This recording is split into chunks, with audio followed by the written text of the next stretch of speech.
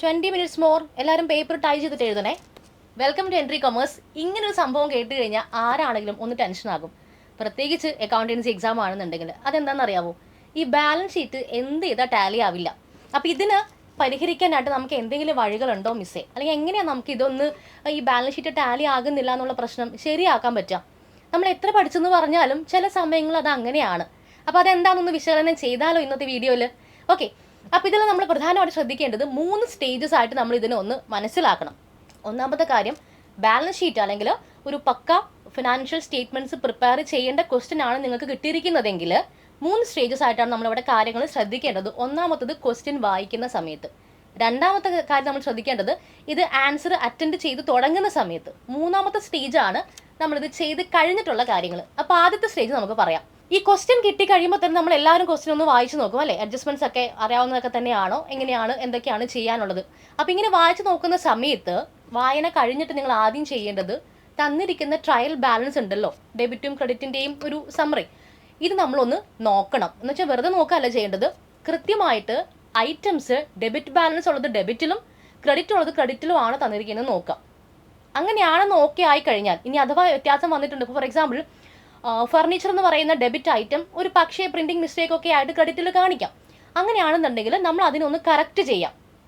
Correct ചെയ്യാമെന്ന് പറഞ്ഞാൽ നിങ്ങൾക്ക് വേണമെങ്കിൽ നിങ്ങളുടെ ആൻസർ ഷീറ്റിൻ്റെ ഒരു വർക്കിംഗ് നോട്ടായിട്ട് ജസ്റ്റ് ആ ട്രയൽ ബാലൻസ് ഒന്നും കൂടി പ്രിപ്പയർ ചെയ്ത് വെക്കുക, കറക്റ്റ് ആക്കിയിട്ട്. പ്രശ്നങ്ങളൊന്നും ഇല്ലാന്നുണ്ടെങ്കിൽ, അപ്പോൾ എന്തെങ്കിലും രീതിയിൽ അങ്ങോട്ടും ഇങ്ങോട്ടും ബാലൻസ് മാറി കിടക്കുകയാണെങ്കിൽ മാത്രം അങ്ങനെ പ്രിപ്പയർ ചെയ്ത് സമയം കളഞ്ഞാൽ മതി. ഓക്കെ, ഇനി അങ്ങനെ അല്ലാന്നുണ്ടെങ്കിൽ പിന്നെ എന്താ ചെയ്യണ്ടേ? ടാലി ഒന്ന് ചെയ്ത് നോക്കുക, രണ്ട് സൈഡും ഒന്ന് ആഡ് ചെയ്ത് നോക്കുക, ഡെബിറ്റും ക്രെഡിറ്റും. ചില സമയങ്ങളിൽ ഇങ്ങനെ ആഡ് ചെയ്ത് നോക്കുമ്പോൾ അവിടെ തന്നെ ഒരു മിസ്റ്റേക്ക് ഉണ്ടാവാൻ ചാൻസ് ഉണ്ട്. പ്രിൻറ്റിംഗ് മിസ്റ്റേക്ക് കാരണമോ ക്വസ്റ്റ്യനിലുള്ള മിസ്റ്റേക്ക് കാരണമോ ഒക്കെ ആകാം. അപ്പോൾ ഫോർ എക്സാമ്പിൾ 1 ലക്ഷമാണ് ഒരു സൈഡിലെങ്കിൽ ഒരു സൈഡിൽ ചിലപ്പോൾ 1,20,000 ആയിരിക്കാം. അപ്പോൾ ഡെബിറ്റും ക്രെഡിറ്റും ഒക്കെ എല്ലാ കാര്യങ്ങളും നമ്മൾ നോക്കി അറേഞ്ച് ചെയ്ത് വെച്ചിട്ടുണ്ട്. എന്നിട്ടും ഈ ഒരു ഡിഫറൻസ് കാണിക്കുന്നുണ്ടെങ്കിൽ ട്രയൽ ബാലൻസിനെ കറക്റ്റ് ചെയ്യാനുള്ള രണ്ടാമത്തെ വഴിയാണ് ഈ പറയുന്നത്. ഡെബിറ്റുകളെല്ലാം കറക്റ്റ് ആണ്, ക്രെഡിറ്റും ഒക്കെ കറക്റ്റ് ആണെന്നുണ്ടെങ്കിൽ മിസ്റ്റേക്ക് നിൽക്കുന്നത് നമ്മുടെ ടോട്ടലിലാണെങ്കിൽ നിങ്ങൾക്ക് അവിടെ ഒരു സസ്പെൻസ് അക്കൗണ്ട് ക്രിയേറ്റ് ചെയ്യാം. ഈ സസ്പെൻസ് അക്കൗണ്ട് നമ്മൾ പഠിച്ചേക്കുന്നത് വെറുതെ ഒന്നും അല്ലല്ലോ. ഇതേപോലെ ഐഡന്റിഫൈ ചെയ്യപ്പെടുന്ന സമയത്ത് തൽക്കാലത്തേക്ക് ട്രയൽ ബാലൻസിനെ ഒന്ന് രക്ഷിക്കാൻ വേണ്ടിയിട്ടാണ് നമ്മൾ സസ്പെൻസ് അക്കൗണ്ടുകൾ പ്രിപ്പയർ ചെയ്യുന്നത്. അപ്പോൾ ഡെബിറ്റിൽ കൊടുത്തിരിക്കുന്ന എമൗണ്ടുകളെല്ലാം കറക്റ്റ് ആണ്, ക്രെഡിറ്റും ഓക്കെ ആണെങ്കിൽ പിന്നെയുള്ളത് ഈ പറയുന്ന ടോട്ടലിലുള്ള വ്യത്യാസമാണ്. അങ്ങനെ വ്യത്യാസം ഉണ്ടെങ്കിൽ എവിടെയാണോ ഡെഫിഷ്യൻസി അല്ലെങ്കിൽ ആ ഒരു കുറവ് വന്നിരിക്കുന്നത്, ആ കുറവ് വന്ന എമൗണ്ട് അവിടെ സസ്പെൻസ് അക്കൗണ്ട് എന്ന് പറഞ്ഞ് കാണിക്കാം. ഡെബിറ്റ് സൈഡിൽ കുറവാണെങ്കിൽ സസ്പെൻസ് അക്കൗണ്ട് എന്ന് പറഞ്ഞിട്ട് ഡെബിറ്റിൽ ആ എമൗണ്ട് കാണിക്കാം. ക്രെഡിറ്റിലാണ് കുറവെങ്കിൽ അത് ക്രെഡിറ്റ് സൈഡിൽ ആ എമൗണ്ട് ഡിഫറൻസ് കാണിക്കാം. അപ്പോൾ ഇതൊക്കെ നിങ്ങൾക്ക് വർക്കിംഗ് നോട്ടായിട്ട് കൊടുക്കാം. ഇനി നേരെ നമ്മൾ ക്വസ്റ്റ്യനിലേക്ക് കടക്കുകയാണ്, അല്ലെങ്കിൽ ആൻസറിങ് പാർട്ടിലേക്ക് കടക്കുകയാണ്. ആൻസറിങ് ചെയ്ത് തുടങ്ങുന്ന സമയത്ത് എന്തൊക്കെയാണ് ശ്രദ്ധിക്കേണ്ടതെന്ന് അറിയാവോ? ഈ അക്കൗണ്ടൻസി എക്സാമിൻ്റെ പ്രത്യേകത ഏറ്റവും കൂടുതൽ സംഗീതാത്മകമായിട്ട് അറ്റൻഡ് ചെയ്യുന്ന ഒരു എക്സാമാണ് അക്കൗണ്ടൻസി എന്ന് പറയുന്നത്. കാരണം ഈ നമ്മൾ പേപ്പർ എഴുതി തുടങ്ങുന്ന സമയം മുതൽ പിന്നെ അങ്ങോട്ട് ഈ കാൽക്കുലേറ്റേഴ്സിൻ്റെ മ്യൂസിക്കാണ്, ടൈപ്പിംഗ് സ്പീഡിൻ്റെ കാര്യങ്ങളൊക്കെയാണ്. അപ്പോൾ നമ്മളിവിടെ ടൈപ്പിംഗ് സ്പീഡ് ചെക്ക് ചെയ്യാനൊന്നും അല്ലല്ലോ വന്നിരിക്കുന്നത്, നമുക്ക് കറക്റ്റ് ആൻസേഴ്സ് കിട്ടുക എന്നുള്ളതാണ്. അപ്പോൾ നിങ്ങൾ സ്പീഡിൽ കാൽക്കുലേറ്റർ യൂസ് ചെയ്യുമ്പോഴത്തെ പ്രശ്നം 2ന് പകരം ചിലപ്പോൾ 5 അടിച്ച് വയ്ക്കാം, 3 സീറോയ്ക്ക് പകരം ചിലപ്പോൾ 2 സീറോ അടിക്കാം, അല്ലെങ്കിൽ 4 സീറോ അടിക്കാം. നമ്മൾ അറിയുന്നുണ്ടാവില്ല, നമ്മൾ സ്പീഡിൽ ഇങ്ങനെ പെട്ടെന്ന് ചെയ്ത് തീർക്കണമല്ലോ. അപ്പോൾ പെട്ടെന്ന് ഇങ്ങനെ ചെയ്ത് തീർക്കുന്ന സമയത്ത് സ്പീഡ് കൂടിക്കഴിഞ്ഞാൽ ഈ പറയുന്ന പ്രശ്നം സംഭവിക്കാം. നമ്മൾ അറിയണ്ടാവില്ല, നമ്മളിതിങ്ങനെ കറക്റ്റ് ആണെന്ന് വിചാരിച്ചാൽ എല്ലാം ആഡ് ചെയ്ത് പോകും. അപ്പോൾ ഇവിടെ ശ്രദ്ധിക്കേണ്ട, ആൻസർ എഴുതി തുടങ്ങുമ്പോൾ ശ്രദ്ധിക്കേണ്ടത് കാൽക്കുലേറ്ററിനെ നമിച്ച് നിങ്ങൾ തുടങ്ങുമ്പോഴത്തെ പ്രശ്നം എന്ന് പറഞ്ഞു കഴിഞ്ഞാൽ ഈ സ്പീഡ് ഒന്ന് കുറയ്ക്കുക. അങ്ങനെ കുറച്ചില്ലെങ്കിൽ പ്രശ്നം വന്നു കഴിഞ്ഞാൽ നമുക്ക് റീചെക്ക് ചെയ്യാനുള്ള സമയം വളരെ കുറവാണ്, പ്രത്യേകിച്ച് പ്രോബ്ലം പേപ്പേഴ്സിൻ്റെ കാര്യത്തിൽ. അപ്പോൾ കാൽക്കുലേറ്റേഴ്സ് യൂസ് ചെയ്യുമ്പോൾ കുറച്ച് ശാന്തമായിട്ട് നമുക്ക് മാക്സിമം ആവശ്യമുള്ള സ്പീഡിൽ മാത്രം ടൈപ്പ് ചെയ്ത്, അല്ലെങ്കിൽ മറ്റുള്ള ആൾക്ക് ഡിസ്റ്റർബൻസ് ഉണ്ടാക്കുന്ന രീതിയിലോ അല്ലെങ്കിൽ ഒരുപാട് പാട്ട് കേൾക്കുന്ന രീതിയിലോ ഒന്നും യൂസ് ചെയ്യാതിരിക്കുക. രണ്ടാമത്തെ ടിപ്പ് എന്ന് പറയുന്നത്, നമുക്കിപ്പോൾ ട്രേഡിംഗ് അക്കൗണ്ട് ചെയ്യണം, P&L അക്കൗണ്ട് ചെയ്യണം, ബാലൻസ് ഷീറ്റ് ചെയ്യണം. 3 ഫോർമാറ്റ്സ് നമുക്ക് ചെയ്യാനുണ്ടെന്ന് വിചാരിക്കുക. അതാണല്ലോ അതിൻ്റെ ഏറ്റവും മാക്സിമം ലെവലിൽ വരുന്നൊരു ക്വസ്റ്റ്യൻ. അപ്പോൾ ഇത് 3ഉം ഒരു സമയം ഒരേപോലെ, അല്ലെങ്കിൽ നമ്മൾ സ്റ്റാർട്ട് ചെയ്യുന്ന സമയത്ത് തന്നെ വരച്ച് വെക്കുക. നമുക്കറിയാം എന്തോരം ഐറ്റംസ് ഉണ്ട്, അപ്പോൾ എത്രയാണ് സ്പേസ് വേണ്ടി വരാമെന്ന് അറിയാമല്ലോ. അപ്പോൾ അത് കണക്കാക്കിക്കൊണ്ട് ട്രേഡിംഗ് അക്കൗണ്ടിൻ്റെ ഫോർമാറ്റ് വരയ്ക്കുക, P&L അക്കൗണ്ട് വരയ്ക്കുക, ബാലൻസ് ഷീറ്റും വരച്ച് വെക്കുക. ഇതെന്തിനാണെന്ന് വെച്ചാൽ നമ്മൾ ഓരോ ഐറ്റം ചെയ്യുന്ന സമയത്ത്, ഓരോ ഐറ്റം പോസ്റ്റ് ചെയ്യുന്ന സമയത്തും അതിൻ്റെ കൺസേൺഡ് ആയിട്ടുള്ള അഡ്ജസ്റ്റ്മെൻറ്റ്സ് എന്തെങ്കിലും ഉണ്ടോ എന്ന് നോക്കുക. അഡ്ജസ്റ്റ്മെൻറ്റ്സ് ഉണ്ടെങ്കിൽ അതിൻ്റെ 2 എഫക്റ്റ് ഉണ്ടെന്ന് അറിയാലോ. അപ്പോൾ ഇത് ഒറ്റ സ്ട്രെച്ച് തന്നെ നമുക്ക് കംപ്ലീറ്റ് ചെയ്യാൻ പറ്റും. അപ്പോൾ നമ്മൾ അഡ്ജസ്റ്റ്മെൻറ്റിലുള്ള എന്തെങ്കിലും ഐറ്റം ആണ്, അല്ലെങ്കിൽ ട്രയൽ ബാലൻസിലുള്ള ഒരു ഐറ്റം എടുത്ത് പോസ്റ്റ് ചെയ്യുകയാണെന്നുണ്ടെങ്കിൽ അതിൻ്റെ കംപ്ലീറ്റ് ആസ്പെക്റ്റുകളും കംപ്ലീറ്റ് ചെയ്യുക.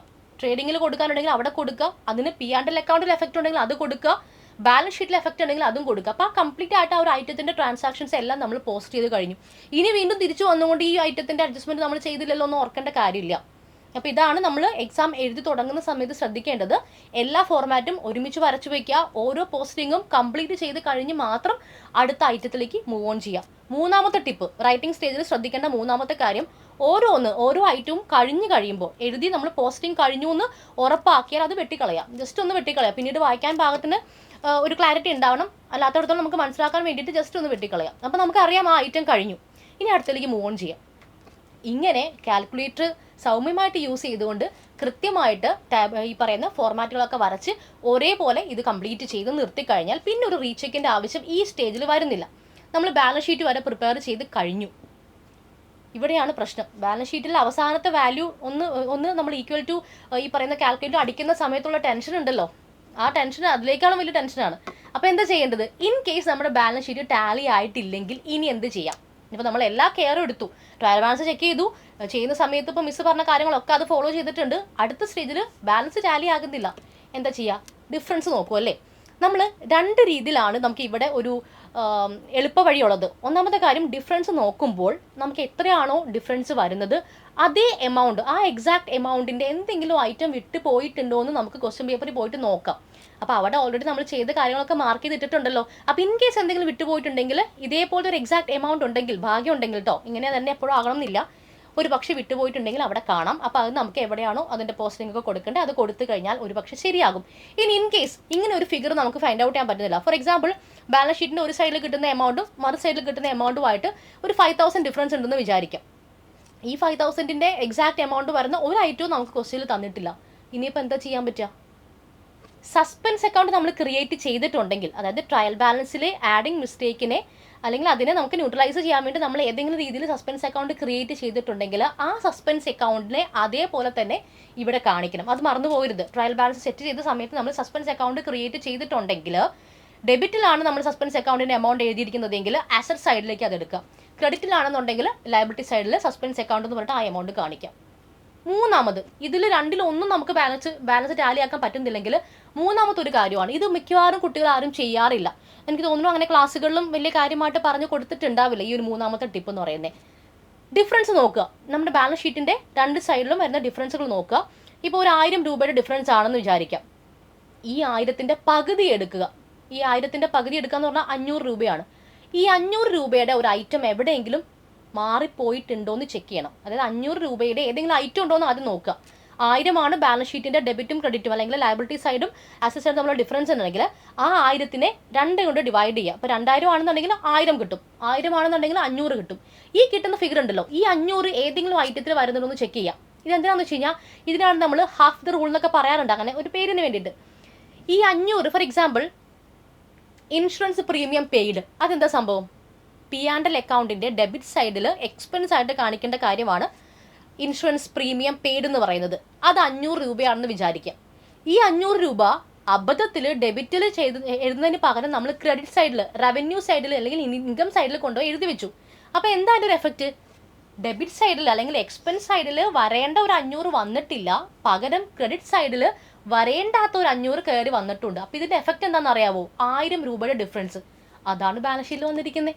അപ്പോൾ 1000 ആണ് നിങ്ങളുടെ ബാലൻസ് ഷീറ്റിലെ ഡിഫറൻസ് എന്നുണ്ടെങ്കിൽ ബൈ 2 ചെയ്ത് 500 എന്നുള്ളൊരു എമൗണ്ട് കിട്ടി, അല്ലെങ്കിൽ ആ ഫിഗർ കിട്ടി. ഈ 500 ഏതെങ്കിലും ഐറ്റത്തിലുണ്ടോ എന്ന് നോക്കാം. അതേപോലെ ഇപ്പോൾ 40,000 ഡിഫറൻസ് വന്നെന്ന് വിചാരിക്കാം. 40,000 രൂപയുടെ ഡിഫറൻസ് ആണെങ്കിൽ ഡിവൈഡ് ബൈ 2 ചെയ്യുമ്പോൾ 20,000. ഈ 20,000ൻ്റെ ഏതെങ്കിലും ഒരു പോസ്റ്റിംഗ് അങ്ങോട്ടും ഇങ്ങോട്ടും മാറിയിട്ടുണ്ടെങ്കിൽ അതിന് ഡബിൾ എഫക്റ്റാണ് വരുന്നത്. അപ്പോൾ അതുകൊണ്ടാണ് നമ്മളിതിന് ഹാഫ് ദ റൂൾ എന്ന് പറയുന്നത്. ഈ ഒരു കാര്യം നിങ്ങൾക്ക് അറിയാമായിരുന്നെങ്കിൽ തീർച്ചയായിട്ടും എസ് എന്ന് കമൻറ്റ് ചെയ്യുക. അറിയില്ലായിരുന്നുവെങ്കിൽ തീർച്ചയായിട്ടും താങ്ക് യു പറയണം കേട്ടോ, കാരണം ഇത് ഒരുപാട് കുട്ടികൾക്ക് ഹെൽപ്ഫുൾ ആവുന്ന ഒരു കാര്യമാണ്. അപ്പോൾ ഇങ്ങനെയൊക്കെ നോക്കിക്കഴിഞ്ഞാൽ ഒരു 85% നമ്മുടെ മിസ്റ്റേക്കുകൾ അല്ലെങ്കിൽ ബാലൻസ് ഷീറ്റ് ടാലി ആകാത്തതിൻ്റെ കാരണങ്ങൾ അവിടെ തന്നെ സോർട്ട് ഔട്ട് ആകുന്നുണ്ട്. പിന്നെ അതേപോലെ സസ്പെൻസ് അക്കൗണ്ട് ക്രിയേറ്റ് ചെയ്തു, നമ്മൾ ട്രയൽ ബാലൻസിൽ ടാലി ചെയ്യാൻ വേണ്ടി സസ്പെൻസ് അക്കൗണ്ട് ചെയ്തിട്ടുണ്ടെങ്കിൽ ആ എമൗണ്ട് എടുത്തിടാൻ മറക്കരുത്. അത് അവിടെ ചെയ്തിട്ടിട്ട് മാത്രം കാര്യമില്ല, ഇവിടേക്ക് എടുത്തിടുകയും വേണം. ഇതോടുകൂടി നിങ്ങളുടെ ബാലൻസ് ഷീറ്റ് ഓൾമോസ്റ്റ് ടാലി ആയിട്ടുണ്ടായിരിക്കും. ഇനി ഇതിൽ കൂടുതൽ എന്തെങ്കിലും പ്രശ്നങ്ങൾ ഉണ്ടെങ്കിൽ അതൊരു പക്ഷേ നമ്മൾ ചെയ്ത വേറെ എന്തെങ്കിലും മിസ്റ്റേക്കോ ആഡിങ് മിസ്റ്റേക്കോ ഒക്കെ ആയിരിക്കും. അപ്പോൾ ഇത് ചെയ്ത് തുടങ്ങുന്ന സമയത്ത് തന്നെ കൃത്യമായിട്ട് കെയർ എടുത്തിട്ട് വേണം ഇത് ചെയ്ത് തുടങ്ങാനായിട്ട്. അപ്പോൾ ഇങ്ങനെയൊക്കെ ചെയ്ത് കഴിഞ്ഞാൽ ഏറ്റവും ഈസിയായിട്ട് നമുക്ക് മാർക്ക് സ്കോർ ചെയ്യാൻ പറ്റുന്ന സബ്ജക്റ്റാണ് അക്കൗണ്ടൻസി. പിന്നെ ഒരു കാര്യം, ഇതേപോലുള്ള ക്വസ്റ്റ്യൻസ് ഒക്കെ മിക്കവാറും essay ക്വസ്റ്റ്യൻസ് ആയിട്ടായിരിക്കും വരുന്നത്. അപ്പോൾ നമുക്കൊരു 2-3 essay ക്വസ്റ്റ്യൻസ് എഴുതിയാൽ തന്നെ മാർക്ക് കിട്ടും, പാസ്സാവാനുള്ള മാർക്ക് കിട്ടുമെന്ന് ഉറപ്പാണെങ്കിൽ ചിലർക്കെങ്കിലും ഇത് വെച്ച് സ്റ്റാർട്ട് ചെയ്യാൻ താല്പര്യം ഉണ്ടാകും. അപ്പോൾ അത് നിങ്ങൾക്ക് ട്രൈ ഔട്ട് ചെയ്യാൻ പറ്റുന്ന ഒരു കാര്യമാണ്. ടെൻഷൻ ഒട്ടും ഇല്ലാത്തൊരു സമയമാണ് നമ്മൾ എക്സാം എഴുതി തുടങ്ങുന്ന സമയം. അപ്പോൾ ആ സമയത്ത് നമുക്ക് essay ക്വസ്റ്റ്യൻസിൽ കുറച്ചും കൂടെ കോൺസെൻട്രേഷൻ കിട്ടും.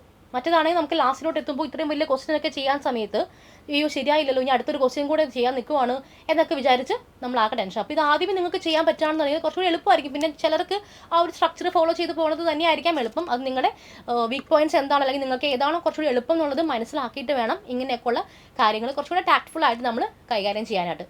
അപ്പോൾ അത്രയേ ഉള്ളൂ. എൻട്രി കൊമേഴ്സിൻ്റെ മറ്റ് വീഡിയോസിന് വേണ്ടിയിട്ട് പേജ് ഒന്ന് ഫോളോ ചെയ്തോളൂ. താങ്ക്